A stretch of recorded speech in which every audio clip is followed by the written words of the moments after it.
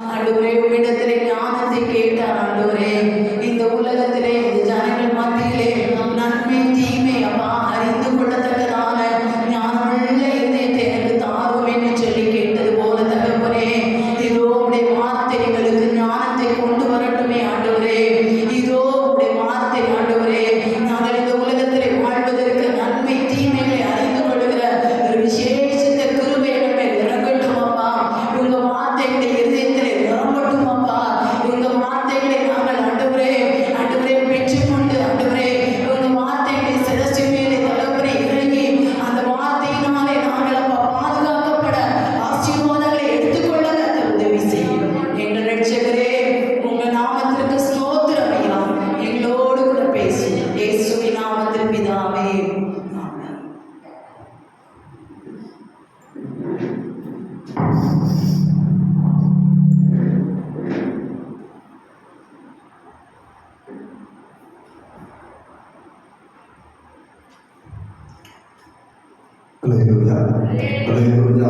ஆண்டவரே இயேசுவின் நாமத்தினாலே இந்த நாளில் தேவ சன்னதியில் கூடி வந்திருக்கிறவங்க யாவருக்கும் நன்றி நான் தெரிவித்துக் கொள்கிறேன். கர்த்தர் அவரை ஆசீர்வதித்து கர்த்தர் நடத்துவாராக. அல்லேலூயா. கர்த்தருடைய கிருபை இந்த நாளும் நம்மோடு கூட இருக்கிறபடினாலே ஆண்டவருக்கு நன்றி செலுத்துகிறேன். இனிமேல் கர்த்தருடைய கிருபைகளை அதிகமாய் தந்து கர்த்தரை நடத்துவாராக. பிரியமானவர்களே, கடந்த சில மாதங்களாக கானான் யாத்திரை குறித்து நாம் அறிந்து கொள்ளும்படியாக பரம தகப்பனுக்கு தந்திருக்கிற மேலான கிருபைகளுக்காக ஆண்டவருக்கு நன்றி செலுத்துகிறேன். பிரியமானவர்களே, இஸ்ரவேல் ஜனங்கள் நடந்த சம்பவம் கடைசி காலத்தில் வாழுகிற நமக்கு எச்சரிக்கை உண்டாகும்படியாக ஆவியானவர் நமக்கு எழுதி தந்திருக்கிறபடினாலே அதை புரிந்து கொள்வது பிரியமானவர்களே நமக்கு ஏற்ற ஒரு காரியமாக இருக்கும். அல்லேலூயா. அதை அறிந்து கொண்டு நம்முடைய ஆவிக்குரிய வாழ்க்கையில் ஒரு வளர்ச்சி நாம் பெற்றுக்கொள்ளும் போது அது மேன்மையுள்ள காரியமாக இருக்கும். கடைசி நாட்களே எகிப்தினுடைய பஞ்சகத்தை குறித்து நாம் அறிந்து கொள்ளும்படியான கிருபைகளை தந்து கொண்டிருக்கிறபடினாலே ஆண்டவருக்கு நான் நன்றி செலுத்துகிறேன். காரணம் என்னவென்று சொன்னால், பிரியமானவர்களே, யாத்திரை 8வது அதிகாரம் 1வது வசனத்தின்படி கர்த்தருக்கு ஒரு திட்டம் இருந்தது. கானானியங்கிற ஆசீர்வாதம் இருந்தாலும் தேவ திட்டம் ஜனங்கள் கர்த்தரை ஆராதிக்க வேண்டும் என்பது. அல்லேலூயா. ஜனங்கள் கர்த்தரை ஆராதிக்க வேண்டும், அதுதான் தேவ திட்டம். ஓய்வு நாளில் நம்ம தியானித்தோம் ஆராதனுடைய மேன்மை என்ன. ஒரு சபையினுடைய குணாதிசயங்களை ஒன்று ஆராதனை என்பதை கழிந்த ஓய்வு நாளில் நாம் தியானிக்கிற கிருபைகளை கர்த்தர் நமக்கு தந்தார். பிரியமானவர்களே, அதே போல தேவ திட்டம் ஒரு ஆராதிக்கிற காரியமாக இருந்த போதிலும் யாத்திரை 8வது அதிகாரம் 25வது வசனத்துல மோசஸ் ஒரு காரியத்தை கட்டளையிடுகிறான். நீங்கள் தேசத்திலே முதலாவதாக நீங்கள் தேசத்திலே கர்த்தருக்கு பலி செலுத்தலாம் என்று சொல்லி அவன் ஜனங்களை அவன் வஞ்சிக்கிற ஒரு காரியத்தை நாம் அறிந்து கொள்ள முடியும். ஏனென்று சொன்னால் 27வது வசனம் சொல்லுகிறது, மோசே பாப்பனை பார்த்து சொல்கிறான், நாங்கள் தேசத்திலே பலி செலுத்தக்கூடாது. 26வது வசனம் சொல்ல அருவருப்பான காரியம், நாங்கள் தேசத்தை பலி செலுத்தக்கூடாது, நாங்கள் 3 நாள் பிரயாணப்பட வேண்டும், நாங்களுக்கு நாங்கள் செல்ல வேண்டும், ஆண்டவருக்கு நாங்கள் பலி செலுத்த வேண்டும். அல்லேலூயா. அந்த 3 நாள் என்ன என்பதை குறித்து நாம் ஆராய்ந்து அறியும்படியான கிருபைகளை கர்த்தர் தந்தபடினாலே ஆண்டவருக்கு நன்றி செலுத்துகிறேன். 2வதாக யாத்திரை 8வது அதிகாரம் 28வது வசனத்திலிருந்து ஒரு காரியத்தை கழிந்த வாரத்தில் நாம் கற்றுக்கொண்டோம். அவன் சொன்ன ஒரு காரியம், அதிக தூரம் என்ன செய்யக்கூடாது, போக கூடாது. உங்களுக்கு வளர்ந்துருக்கான பரிசுத்தம் வளர்ந்துருக்கு போங்க. ஆனால் அந்த 3 காரியம், அந்த 3 நாள் பிரயாணத்தோடு நின்று விட வேண்டும். அதிக தூரம் நீங்கள்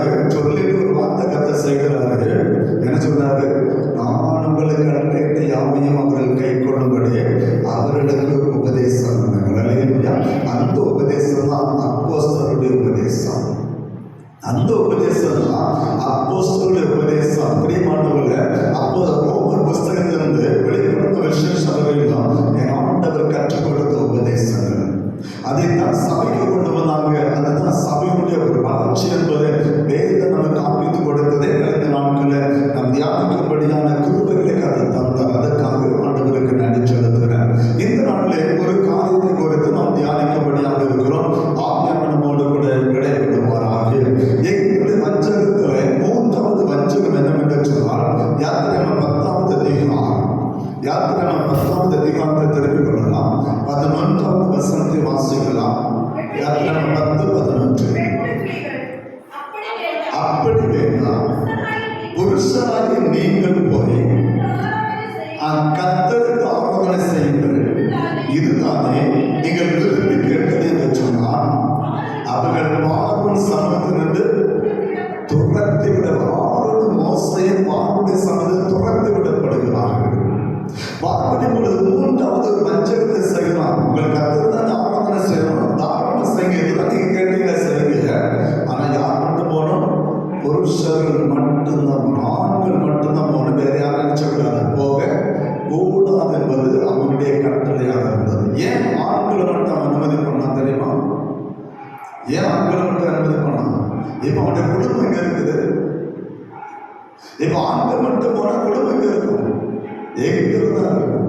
அப்போ ஆண்கள் மட்டும் போனா தனி அணைச்ச திரும்பி வந்து அவன் குடும்பம் எங்க இருக்குது? எகிப்துல இருக்கு. நல்ல பூச்சி வரும். பார்வனுடைய வஞ்சகம் என்ன? அதுதான் குடும்பத்தை அனுப்பல.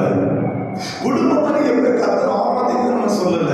ஆண்கள் மட்டும், புருஷர் மாத்திரம் போங்க, ஸ்திரீகள் போக வேண்டாம், பிள்ளைகள் போக வேண்டாம், உங்களுக்கு ஆட்டப்படை எதுவுமே போகக்கூடாது. நீங்க மட்டும் போங்க, கர்த்தர் ஆராதிங்க என்பது அவருடைய வார்த்தை. இதுதான் உங்களுக்கு ஆராதனை செலுத்தணும், நீங்க மட்டும் போங்க என்பது. ஆனால் பிரியமான அவருடைய வஞ்சகம் என்ன? ஆண்கள் மட்டும் போனா அவர்கள் திரும்பி வந்து விடுவார் என்பது பார்வனுக்கு தெரியும். அவருடைய குடும்பம் எல்லாம் இப்பொழுது எங்கே இருக்கிறது? எகிப்து தேசத்தில் இருக்கிறது. எனக்கு அநேக ஆவிக்குரிய வாழ்க்கை நம்ம எடுத்துக்கொண்டு சொன்னா, பிரியமானவர்களே, வேதம் நம்ம கற்றுக் கொடுக்கிற ஒரு காரியம் தான். பாதி குடும்பம் நீங்க கர்த்தருக்கு ஆராதனை சொன்னா, பாதி குடும்பம் எங்க இருக்குது?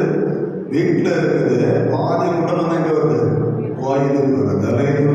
கர்த்தருக்கு பலி செலுத்த பாதி குடும்பம் தான் வருது. பாதி குடும்பம் என்ன செய்ய மாட்டேங்குது? அது வீட்டுல இருக்குது. நல்ல புரிஞ்சுக்கிறோம். இன்னைக்கு மேக்சிமம் அன்னைக்கு ஆண்கள் மட்டும் அனுமதிச்சான். இன்னைக்கு மேக்சிமம் நம்ம பார்த்தோம் சொன்னா பெண்கள் தான் சபை நிரப்புறாங்களே தவிர இன்னைக்கு குடும்பமாய் தேவன் ஆராதிக்கிற ஜனம் இன்னைக்கு குறைவு என்பதை மறந்து விடக்கூடாது. குடும்பமாய் கர்த்தர் ஆராதிக்க வேண்டும் என்பதை தேவன் திட்டம். ஏன்னு சொன்னால் மோசே சொல்றான் பாருங்க, நீங்க 9வது வசனத்தை வாசிக்கலாம். யாத்திராகமம் 19. அதற்கு மோசே, நல்ல எங்கள் இளைஞரோடும் எங்கள் முதியோரோடும் எங்கள் குமாரரோடும் எங்கள் குமாரத்திகளோடும் எங்கள் ஆடுகளையும் எங்கள் மாடுகளையும் கூட்டிக் கொண்டு போவோம், நாங்கள் கர்த்தருக்கு பண்டிகை கொண்டாடப்பட வேண்டும் என்றார்களே. அவன் சொல்லுக்கு காரியம் என்ன? எங்க வாலிபர்கள் வரணும், எங்க வயதான முதியவர்கள் வரணும், மாத்திரமல்ல எங்க சின்ன பிள்ளைங்க, குமாரர்கள் குமாரத்திகள் பிள்ளைங்க எல்லாம் வரணும்.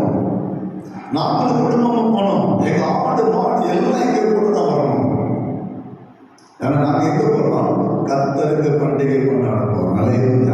ஏன் சொன்னான்னு சொன்னா, நீங்க வேறு வாசிக்கணும் அறிந்து கொள்ள முடியும். நீங்க 8வது அதிகாரத்தை நீங்க வாசிக்கும் போது 27வது வசனத்துல மோசே வார்த்தை பயன்படுத்துற, நாங்கள் வனாந்தரத்திலே 3 நாள் பிரயாணம் போய் நீங்கள் தேவனாய கர்த்தர் எங்களுக்கு விதிக்கிறபடியே அவருக்கு பலியிடுவோம் என்றாலே.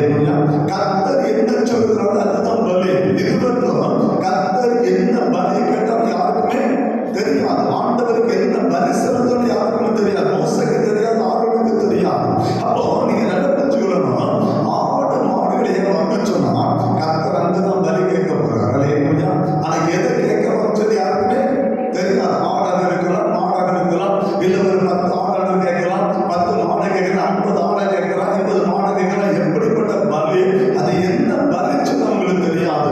எனவே தான் மோசே சொல்றான், நாங்க மட்டும் போகக்கூடாது, மொத்த இஸ்ரவேலும் நாங்கள் புறப்பட வேண்டும்.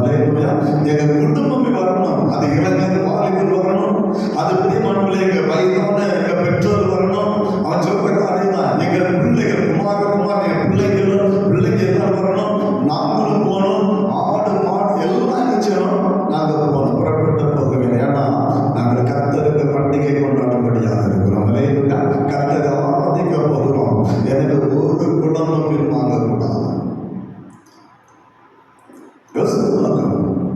இன்னைக்கு கர்த்தருக்கு ஆராதனை என்று சொன்னால், தேவாலயத்திற்கு ஆராதனை நடக்குதுன்னு சொன்னா, நீ பார்த்தீங்கன்னா உங்களுக்கு தெரியும், பிரியமானவர்களே, நீ பார்த்தீங்கன்னா பெண்கள் வர்றாங்க, ஆண்கள் கூட்டத்தை சொல்லி பார்க்க முடியுது. கர்த்தருடைய சமூகத்தை இன்னைக்கு ஆராதிக்கான மனம் இல்லாமல் போய் விடுகிறார்கள்.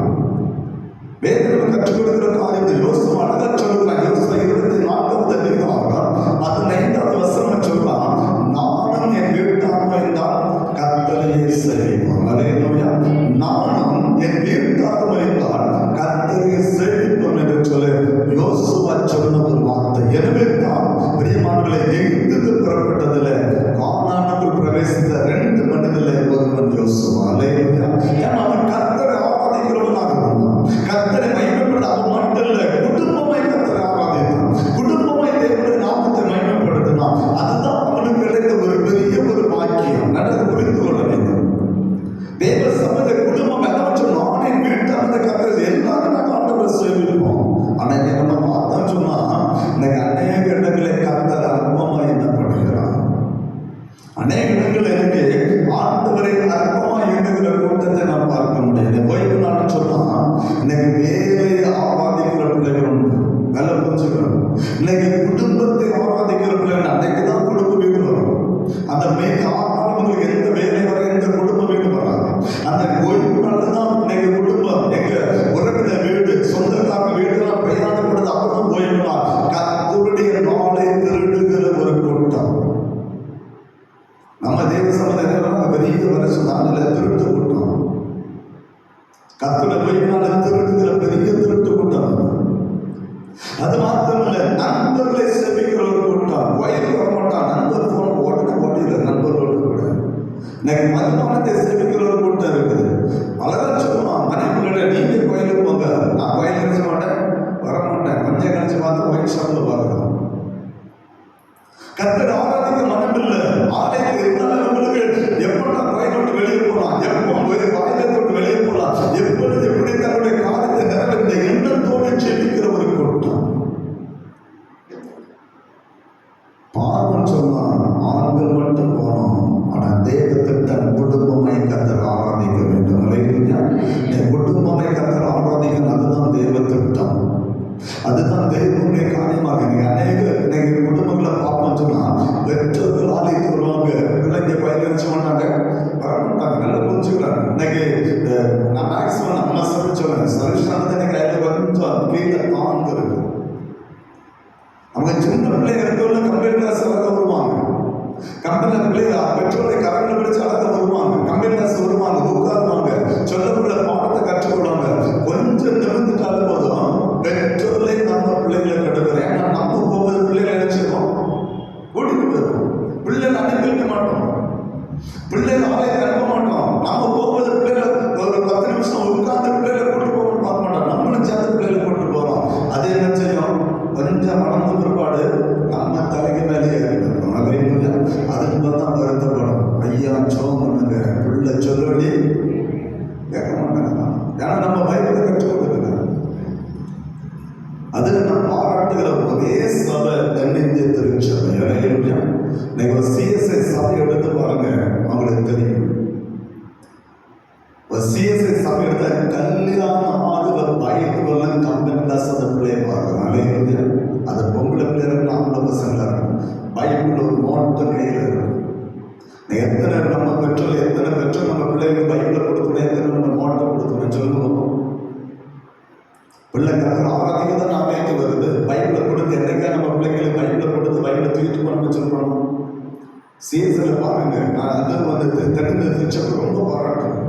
அது குடும்பமாய் கற்கிற ஆராதிக்கிற ஒரு சபை. குடும்பமாய் தேவாலயத்துக்குள்ள இருக்கும். எந்த வேலை நீங்க 10 நாள் நீங்க பிபிஎஸ் நடக்கும்போது பாருங்க, அந்த 10 நாள் பிள்ளைங்க எங்க தான் இருக்கும். எந்த சொந்தக்காரர் வீட்டுக்கு போகலாம், எந்த குடும்ப வீட்டுக்கு போகலாம், எந்த ஃபங்க்ஷன் தான் போகலாம். அது கோயில் இருக்கு. அந்த 10 நாள் அந்த பிள்ளை கோயில் நமக்கு பிள்ளை விடுப்பு வந்துச்சு. அந்த பிள்ளைங்க அங்கே அனுப்பிவிட்டேன், இங்கே அனுப்பிவிட்டேன்.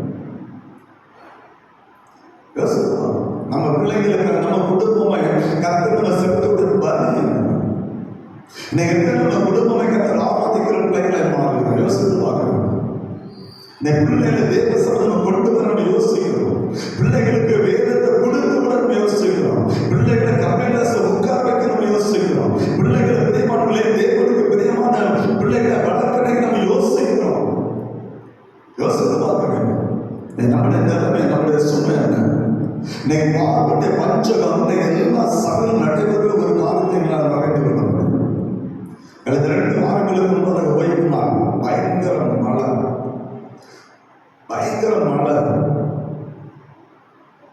வச்சு அவன் சிக்கன் எடுக்க சொல்லிட்டு நான் பரிசெடுத்து நான் போறேன், ட்ரெயின் போட்டு நான் போறேன். ஞாயிற்றுக்கிழமை போகும்போது நம்ம மாமூட்லேருந்து உள்ள போகும்போது தெரிந்த திருச்செங்கோடு இருக்கு, உங்களுக்கு தெரியும் நினைக்கிறேன். மாமூட்லேருந்து நம்ம சடவெளி உள்ள உள்ள தெரிந்த திருச்செங்கோடு இருக்கு.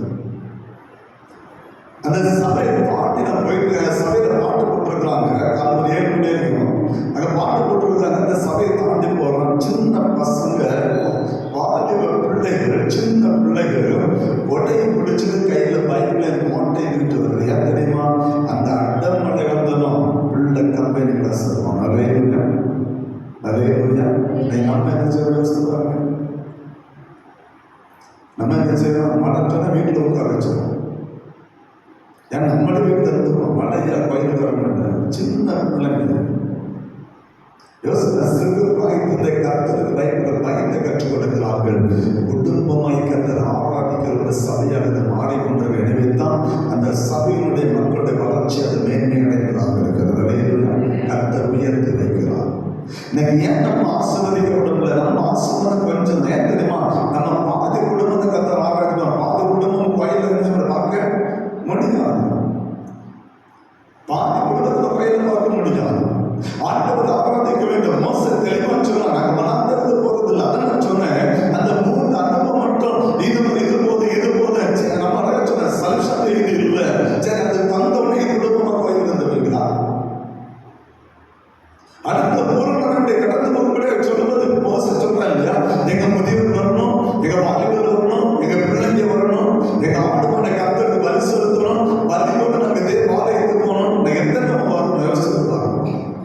எத்தனை பேர் ஆண்டவருக்கு பலி செலுத்த நம்ம வருகிறோம்? எத்தனை பேர் நம்ம குடும்பமா கத்தரை ஆராதிக்கிற பிள்ளைகளை மாறி நிற்கிறோம்?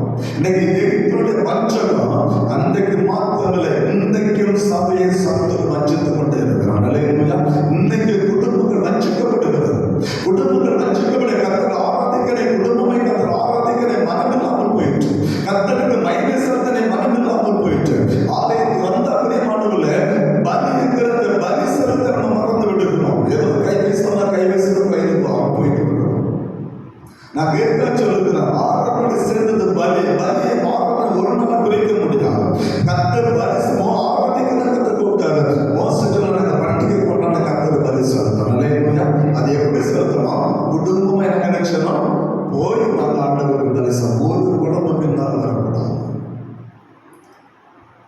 அதுதான் தேவத்திட்டம்.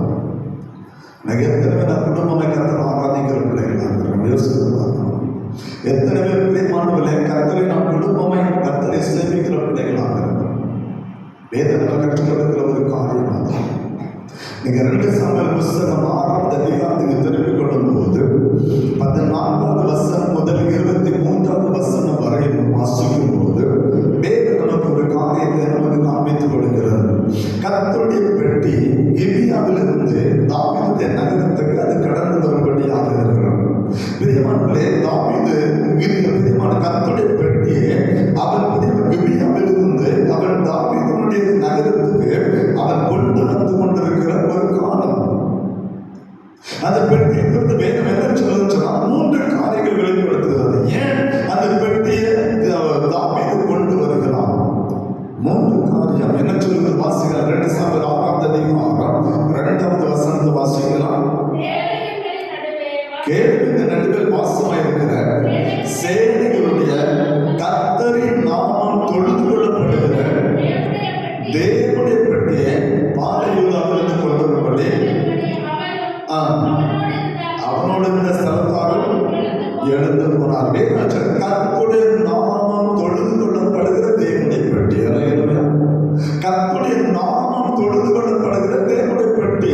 பெட்டி என்பது சாதாரண ஒரு காரியம் அல்ல. அந்த பெட்டியில தேவன் வாசம் பண்ணுகிற, அந்த உடன்படிக்கப்பட்ட தேவன் வாசம் பண்ணுகிறவராக இருந்தால் அது கர்த்தரை தொழுது கொள்ளப்படுகிற ஒரு பெட்டி. கர்த்தருக்கு ஆராதனை செலுத்தப்படுகிற பெட்டி. அது 3 காரிய தன்மையுடையதாக இருந்தது. 2 தன்மை அழகாக தான் சொல்லுது. ஒன்று, அது கர்த்தர் தொழுது கொள்ளப்படுகிற ஒரு காரியம். 2வது, தேவன் வாசம் பண்ணுகிற ஒரு பெட்டி. 3வது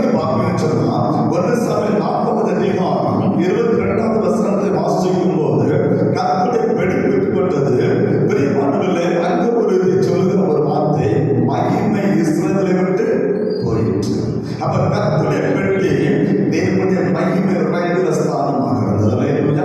பெலிஸ்தர் அந்த பெட்டியை கொண்டு போய் விட்டார்கள். இஸ்ரவேலை முறியடித்து பெலிஸ்தர் அந்த பெட்டியை கொண்டு போனபடினாலே மகிமை இஸ்ரவேலை விட்டு போயிற்று. இப்ப இஸ்ரவேல் என்னதுல ஆசரிப்பு கூட இருந்தது. ஆனா கர்த்தரை ஆராதிக்கிற பெட்டி இல்லை. அல்லேலூயா. அந்த பெட்டியை கொண்டு போயிட்டான், பெலிஸ்தர் கொண்டு போயிட்டாங்க. நல்லா புரிஞ்சுக்கணும். இப்ப கர்த்தருடைய மகிமை இல்ல, இஸ்ரவேல தேவ மகிமை இல்ல. ஏன்னா மகிமை போயிட்டு, ஏன்னா அந்த பெட்டி போன உடனே கர்த்தர் போய்விட்டார். பிரியமானவர்களே, அந்த மகிமை இஸ்ரவேலை விட்டு போயிட்டு. அது மாத்திரமல்ல, கர்த்தரை தொழுது கொள்ள ஒரு இடம் இல்லாமல் போயிற்று. எப்பொழுது சவுலுடைய நாட்கள், சவுல் ராஜாவாக இருக்கும்போது பெலிஸ்தருக்கு சவுல் ராஜாவாக இருக்கும் இஸ்ரவேல் நாடுகளில் நடந்த அந்த யுத்தத்தில் எல்லாவற்றையும் இழந்து நிற்கிறாங்க. இப்போ ஒண்ணுமே இல்லை.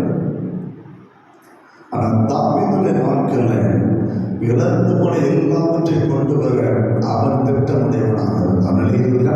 இஸ்ரவேல் ஜனங்கள் எதெல்லாம் இழந்தாங்களோ, மகிமை இழந்தாங்க, ஆராதனை ஸ்தலத்தை இழந்தாங்க, கர்த்தரை இழந்தாங்க. இழந்து போன எல்லாவற்றையும் மீண்டும் அவன் கொண்டு வருகிற அந்த நேரம், அதான் ஏற்பட்டது. கர்த்தருடைய உடன்படிக்கப்பட்டு அந்த மகிமை கர்த்தருடைய ஆராதனை ஸ்தலம் மீண்டும் பெலிஸ்தருடைய பாளையம் கிபியாவிலிருந்து சீயோனுக்கு எருசலேமுக்கு அவன் வரும்போது அவன் செய்த காரியம் என்ன தெரியுமா? 11வது வசனத்தை வாசிக்கலாம். தேவனுடைய பெட்டி 12ஆம் வசனம், 2 சாமுவேல் 6ஆம் அதிகாரம் 12ஆம் வசனம். 2 சாமுவேல் 6ஆம் அதிகாரம்.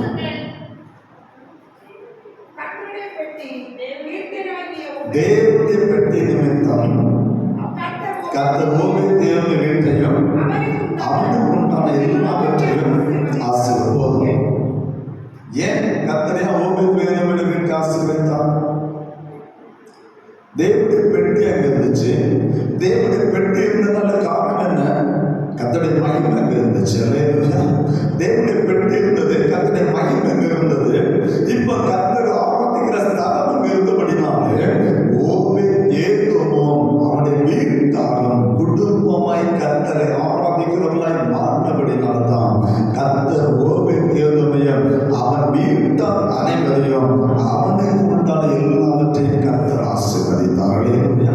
கர்த்தர் ஆசீர்வதிக்க காரணம் இப்பதான் பரிபூர்ண ஆசீர்வாதம் ஓபேத் ஏதோமும் கிடைக்கிறது. ஒரு பரிபூர்ண ஆசீர்வாதம் என்ன ஆசீர்வாதம்? அவன் ஆசீர்வதிக்கப்படுகிறான், அவனுடைய குடும்பம் ஆசீர்வதிக்கப்படுகிறது, அவனுக்கு உண்டான எல்லாம் ஆசீர்வதிக்கப்படுகிறது. காரணம் என்ன தெரியுமா? கர்த்தருடைய பெட்டி அவன் வீட்டில் இருந்தபடினாலே, கர்த்தருடைய மகிமை அவன் வீட்டில் இருந்தபடினாலே. பிரியமானவர்களே, கர்த்தரை ஆராதிக்கிற ஆராதனை ஸ்தலம் அவனுடைய வீட்டில் இருந்தபடினாலே குடும்பமே கர்த்தரை ஆராதிக்கிற ஒரு பெரிய பாக்கியம் அவனுக்கு கிடைத்தது. பெட்டியை காவல் காக்கிற ஒரு பெரிய ஒரு பாக்கியம் அவனுக்கு கிடைத்தது. அதனாலே கர்த்தர் அவனையும் அவனுடைய வீட்டையும் அவனுக்கு உண்டான எல்லாவற்றையும் கர்த்தர் ஆசீர்வதித்தார். அல்லேலூயா. ஒரு பரிபூர்ண ஆசீர்வாதம். குடும்பமே கர்த்தர் ஆராதித்தபடினாலே பரிபூர்ணமான ஆசீர்வாதத்தை சுதந்திரித்துக் கொள்ள முடிந்தது.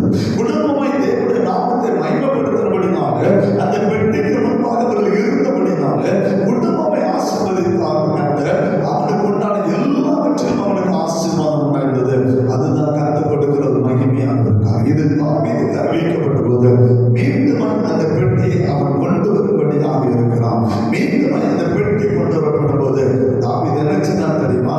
14வது வசனத்தை வாசிக்கலாம். சவுலுடைய முகத்தை தரித்து கொண்டு தன் முழு பலத்தோடு கர்த்தருக்கு முன்பாக நடனமாடினான். அல்லேலூயா. அவனுக்கு தெரிந்தது கர்த்தரை ஆராதிப்பது மாத்திரம். அல்லேலூயா. அவனுக்கு தெரிந்த ஒரு காரியம் தான். பெரியவன் தாவீது சாதாரண ஒரு மனிதன் அல்ல. கர்த்தர் அவனை உயர்த்தி வைத்தது மேன்மையான ஒரு காரியம்.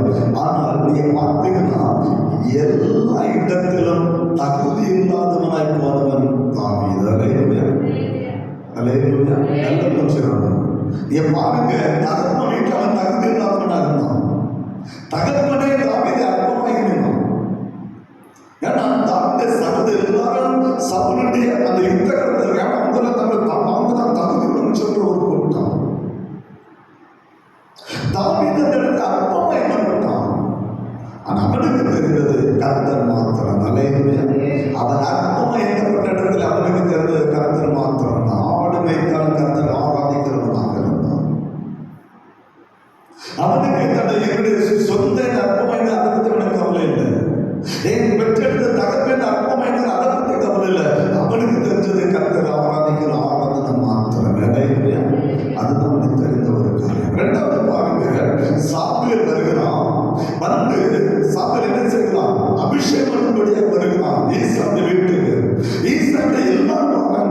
கர்த்தர் எல்லாரையும் புறக்கணித்தார். அல்லேலூயா. எவையெல்லாம் நான் தகுதியுள்ளவன், எவையெல்லாம் நான் மட்டும் நான் தகுதியுள்ளவன் சொன்னானோ அவையெல்லாம் தேவனாலே அற்பமா எண்ணப்பட்டான். கர்த்தர் எல்லாரும் ஒதுக்கிறார், ஒரு தினம் சேர்க்கிறார். ஆனால் எவன் தகுதி இல்லாமல் மலாந்தரத்தில் ஆடு வைத்துக் கொண்டிருந்தானோ கர்த்தர் அவனை கொண்டு வர சொன்னார். அல்லேலூயா. அவனைத்தான் கர்த்தர் அபிஷேகம் பண்ணினார். தகப்பனால் அற்பமா எண்ணப்பட்டவன், தன்னுடைய குடும்பத்தாலே அற்பமா எண்ணப்பட்டவன், தன்னுடைய சகோதரனாலே அற்பமா எண்ணப்பட்டவன் தாவீது. இப்ப பாருங்க, பெலிஸ்தருடைய யுத்தம் நடக்கிறது. யுத்தம் நடக்கும்போது எதிராளியாக கோலியாத்தினாலே அற்பமா எண்ணப்பட்டவன் தாவீது. அல்லேலூயா. அங்கே அற்பமான சின்ன பையனுக்கு என்ன தெரியும்? எல்லாத்தையும் நான் பெரிய பெருசாக எல்லா திறமையாக தான் இருக்கிற கோலியத்தை சொன்னான். அது சின்ன பையன் ஒன்று சரணம் அடிச்சு துவச்சிடும். உனக்கு என்ன தெரியும்? ஆனா அவனுக்கு இருந்தது ஒரு பலமோ, மனுஷனுடைய பலமோ, ஆள் பலமோ, படபலமோ, படைபலமோ எது அவனுக்கு இல்லை. அவனுக்கு இருந்தது கர்த்தர் ஒரு மட்டும் அவனுக்கு பலனாக இருந்தார். அல்லேலூயா. கர்த்தர் ஒரு மட்டும் அவனுக்கு பலனாக இருந்தார். அற்பமா எண்ணப்பட்டவன் தாவீது. நல்ல புரிந்து கொள்ளுங்கள். தாவீது சும்மா மேல வரல, எல்லாரும் புறக்கணிக்கப்பட்டாலும் கர்த்தருடைய கண்கள் அவன் மேல் நோக்கமாக இருந்தது. அல்லேலூயா. அதனால பவுல் சொன்னான், கர்த்தர் ஞானிகள் அல்ல, பைத்தியக்காரனை தனக்காக தெரிந்து கொண்டு அவர் பயன்படுத்துகிறார். அல்லேலூயா. அதுதான் கர்த்தர் சொல்கிற ஒரு காரணம். புரிந்து கொள்ளுங்கள். இப்ப என்ன நடக்கிறது? அங்கே அற்பமா எண்ணப்பட்ட தாவீது கர்த்தர் அபிஷேகம் கொண்டு வருகிறார். இப்ப நீங்க பார்த்தீங்கன்னா ஏன் இந்த வார்த்தை கொண்டு வரேன்னு சொன்னா நீ புரிஞ்சுக்கணும். எல்லாவற்றையும் கர்த்தரின் முழு பலத்தோடு கர்த்தர் நடனமான எதை கொண்டு கவலைப்படல. அவனுக்கு தெரிந்தது கர்த்தரை ஆராதிக்கிற ஆராதனை மாத்திரம். எனக்கு வெட்டி வருகிறது, நான் கர்த்தரை ஆராதிக்க வேண்டும், கர்த்தரை மகிமைப்படுத்த வேண்டும் என்கிற எண்ணம் அவனுக்கு இருந்தது. அவனோடு சேர்ந்து அவனை மனைவி கர்த்தர் நாமத்தை மகிமைப்படுத்திருக்கணும். இஸ்ரவேல் ஜனங்கள் எல்லாரும் தேவ நாமத்தை மகிமைப்படுத்தினாங்க. 15வது வசனத்தை வாசிப்பது அறிந்து கொள்ள முடியாது. இஸ்ரவேல் சந்ததியர் அனைவரும் கர்த்தரை மகிமைப்படுத்தினாங்க. ஆனா அவன் மனைவி மாத்திரம் தாவீதை அவமதித்தான். அடுத்த வசனம் வாசிக்கலாம். 16வது வசனம். கர்த்தரை பெட்டி தாவீது நகரத்துக்குள் பிரவேசிக்கிற போது சவுல் குமாரத்தை மீகாள் பலருக்கு வழியாய் பார்த்து, தாவீது ராஜா கர்த்தருக்கு முன்பாக குதித்து நடனம் பண்ணுகிறதை கண்டு தன் இருதயத்தில் யார் அவமதிக்கிறார்? அவனுடைய மனைவி, தாவீதுடைய மனைவியாக அவமதிக்கப்பட்டவன். நீ எல்லாம் ஒரு ராஜா, நீ எல்லாம் ராஜாவுக்கு தகுதி இல்லை. அடுத்த தான் சொல்றேன். நீங்க பார்த்தீங்கன்னா உங்களுக்கு தெரியும். நீங்க 20ஆம் வசனத்துல சொல்லும்போது அப்படிதான் அற்பமா என்று பேசலாம். நீ எல்லாம் ஒரு ராஜா, தகுதி உள்ளவனா? ராஜாவுக்கு நீ தகுதி உள்ளவனா? எப்படி நிற்குது, எப்படி பண்றீங்க? ஒரு ராஜா எப்படி இருக்குன்னு தெரியுமா? சொல்லுங்க. அவன் தாவீதை அவன் தேவனால் அபிஷேகம் பண்ணப்பட்ட மனிதன். அவன் ஆடினது கர்த்தரை பெட்டிக்கு முன்பாக அவன் கர்த்தரை மகிமைப்படுத்தும்படியாக தேவனால் தேர்ந்தெடுக்கப்பட்டவன் தாவீது. அவன் மனைவி அவனுக்கு அதெல்லாம் சொன்னேன். தகப்பனால் அவமதிக்கப்பட்டான், குடும்பத்தால் அவமதிக்கப்பட்டவன், தன்னுடைய சொந்தத்தினால் அவமதிக்கப்பட்டவன், பிரியமானவர்களே கோலியாத்தினால் அவமதிக்கப்பட்டவன், எல்லா இடத்திலும் அற்பமாய் எண்ணப்பட்டவனாக இந்த தாவீது இப்பொழுது அவனுடைய கட்டின மனைவி அவன் அற்பமாய் நீ தகுதி இல்லாத ராஜாவாக இருக்க தகுதி இல்லாதவன் அவனை அவமதித்துக் கொண்டிருக்கிற நேரம். ஆனால் தாவீது என்ன சொன்னா தெரியுமா? 21ஆவது வசனத்தை வாசிக்கலாம். அதற்கு தாவீது மீகாளை பார்த்து, உன் தகப்பனை பார்க்கிறோம், அவர் எல்லா வீட்டாரை பார்க்கிறோம், என்னை இஸ்ரவேல் ஆகிய கர்த்தருடைய ஜனத்தின் தலைவனாக கட்டளையிடும்படிக்கு தெரிந்து கொண்ட கர்த்தருடைய சமூகமாக ஆடி பாடின 20 வருஷம் இன்னும் ஆடுவேன். 20 வருஷம் இன்னும் போதும், இன்னும் ஆடுவேன், இன்னும் நான் செய்வேன். என்னுடைய வேலை நான் கர்த்தர் ஆராதிக்க தேர்ந்தெடுக்கப்பட்டவன். கர்த்தரனை தெரிந்து கொண்டான். நீ அற்பம் என்ன எனக்கு தாவீதுடைய காரியம் தான். இஸ்ரவேல் எல்லா குடும்பமும் கர்த்தர் ஆராதிக்கிறாங்க. ஆனா தாவீது மனைவி நான் பெரிய ராஜா என்கிற அந்த நிலைமையிட்டு அவர் கீழே வரவே இல்லை. ஒரு ராஜா தேவனால் அபிஷேகம் பண்ணப்பட்ட மனிதன், தேவனால் தேர்ந்தெடுக்கப்பட்ட மனிதன், இஸ்ரவேல் ஜனங்களை நடத்தும்படிக்கு தேவனால் தேர்ந்தெடுக்கப்பட்ட ஒரு மனிதன். அவனை அவன் மனைவி அவமதித்தபடினால் நடந்த காரியம் என்ன தெரியுமா? 23ஆம் வசனம் சொல்லுது, மீகால் மரணம் அடை வரையிலும் பிள்ளை இல்லாத இருந்தான். ஆசீர்வாதத்தை இழந்து போனான். பெற வேண்டிய ஆசீர்வாதத்தை இழந்தியா? தாவீதோடு சேர்ந்து அப்படி தேவன் நாம தெரிஞ்சிருக்கணும், மகிமைப்படுத்திருக்கணும். இஸ்ரவேல் ஜனங்கள் எல்லாரும் இருக்கிறாங்க, எல்லாரும் பெட்டியுமாக ஆர்ப்பரிக்கிறாங்க. கம்பீரமாய் 15 வருஷங்கள் இஸ்ரவேல் சந்ததியர் அனைவரும் கர்த்தருடைய பெட்டியை கம்பீரமாய் சத்தத்தோடு எக்காலத்தோடு பண்ணுங்க. எல்லாரும் இஸ்ரவேல் ஜனங்கள் தான் இருக்குது. ஆண்கள், பெண்கள், சிறுவர்கள், முதியோர்கள், வாலிபர் எல்லாரும் இருக்க. மோசே கட்டளையிட்ட அந்த வார்த்தைப்படி எல்லாம் கர்த்தருடைய பெட்டியும் தான் இருக்கிறாங்க. ஆனா இவன் மட்டும் எங்க இருக்கிறான்? நான் தான் பெரிய ராஜா, அபிஷேகம் பண்ணப்பட்டவனா கர்த்தருடைய பெட்டியும் தான் இருக்கிறான். இவ பெரிய ராஜத்தை நினைச்சு பார்க்கிறான். தாவீது அவங்க ராஜாடி ஆட்டத்தவர், ராஜபாடம் பண்ணதவர், அவன் அந்த மனுஷன். நீலாம் ராஜாவுக்கு தகுதி இல்லைன்னு அற்பமா என்ன நீ கர்த்தருடைய ஆசீர்வாதத்தை இழந்து போனாங்களே. ஆனா எல்லா இடத்திலும் அற்பமா என்னப்பட்ட தாவீதை கர்த்தர் மேன்மைப்படுத்தி வைத்திருந்தார்களே. தாவீது வாழ்க்கையிலே அநேக விடுவுகள் இருந்தது. தாவீதை சரித்திரம் பார்க்கும்போது அநேக இடங்களில் பயந்து ஓடணும், அநேக இடங்களில் பிரியமானவில்லை உயிருக்கு பயந்து ஓடணும் இல்லைன்னு சொல்லல. அநேக இடங்களில் அற்பமா எண்ணப்பட்டவனாக இருந்தான். ஆனால் அவனுடைய நோக்கம் கர்த்தரை ஆராதிக்கிற நோக்கம் அவனுக்குள்ளே இருந்தது. கர்த்தரை மகிமைப்படுத்த நம்ம இஸ்ரவேல் ஜனங்கள் எல்லாரோடு சேர்ந்து கர்த்தரை மகிமைப்படுத்தலாம். எனவே கர்த்தர் தாவீதுடைய கொம்பை கர்த்தர் முளைக்க பண்ணி அவனை கர்த்தர் ஆசீர்வதித்தார். அவனுடைய மனைவி ஆசீர்வாதத்தை இழந்து போனான். ஏன் தெரியுமா? அவர் அவமதித்தது எது தெரியுமா? கர்த்தருடைய மகிமை. அல்லேலூயா. கர்த்தரான வருகிறது பெட்டி, கர்த்தருடைய மகிமை வருது. இஸ்ரவேலில் ஆண்டவர் வருகிறார். நிலப்பரிச்சுக்கிறார். கேள்விக்கு மத்தியில் வாசமுடைய கர்த்தர் வருகிறார். அந்த மகிமை உள்ள வருது. அவர் அற்பம் என்னது? தாவீது மட்டும் இல்ல, அவன் மேலிருந்த அபிஷேகத்தை அவர் அவமதித்தார். அவர் கொண்டு வருகிற தேவனுடைய பெட்டி அவள் அவமதித்தார். அவர் கொண்டு வர கர்த்தருடைய மகிமை அவள் அவமதித்தார். கர்த்தர் ஆராதிக்கிற ஆராதனை ஸ்தலத்தை அவள் அவமதித்தார். தாவீதை மாத்திரம் அல்ல.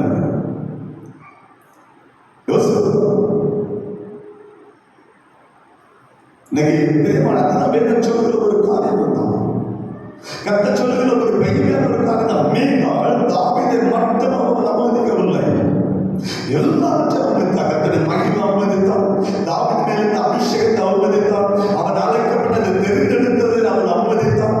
பிரியமானவர்களை எல்லாவற்றையும் அவமதித்தார். கடைசி ஆசீர்வாதத்தை இழந்து நின்றார்.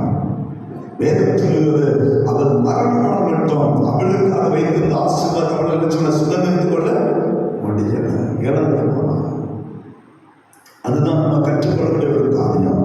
நாம் குடும்பமாய் கர்த்தரை ஆராதிக்கின்றது, குடும்பமாய் கர்த்தருக்கு மகிமை செலுத்தும்போது, குடும்பமாய் தேவாலயத்தில் வந்து கர்த்தரை தொழுது கொள்ளும்போது, ஓவேதேதமை போல கர்த்தர் நம்ம வீட்டையும் நமக்கு உண்டான எல்லாவற்றையும் கர்த்தர் ஆசீர்வதித்து பரிபூர்ண நன்மை கர்த்தர் தருவார். எல்லாவற்றால் தாவீதை போல நமக்காக வைக்கப்பட்ட ஆசீர்வாதத்தை இழந்து நிற்போம்.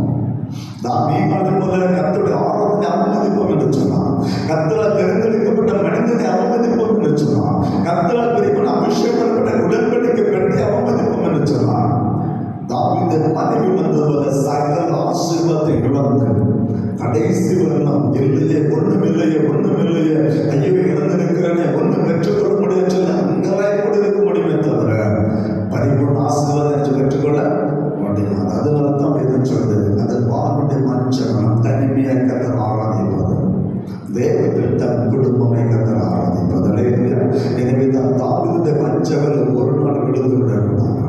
அவருடைய மஞ்சள் ஒரு நாள் விழுந்திருந்தால் குடும்பமாய் கர்த்தரை ஆராதிக்கிற பிள்ளைகளாக, குடும்பமாய் கர்த்தருடைய அபிஷேகத்தை மகிமைப்படுத்துகிற பிள்ளைகளாக, குடும்பமாய் கர்த்தருடைய தொழில் கொள்ளப்படுகிற இந்த ஸ்தலத்தை நாம் அற்பமாக எண்ணாதபடிக்கு அதை மகிமைப்படுத்தும் என்று சொன்னால் கர்த்தர் நிச்சயமாக நம்மை ஆசீர்வதிக்க வல்லமை தேவனாக இருக்கிறார். அப்படிப்பட்ட அந்த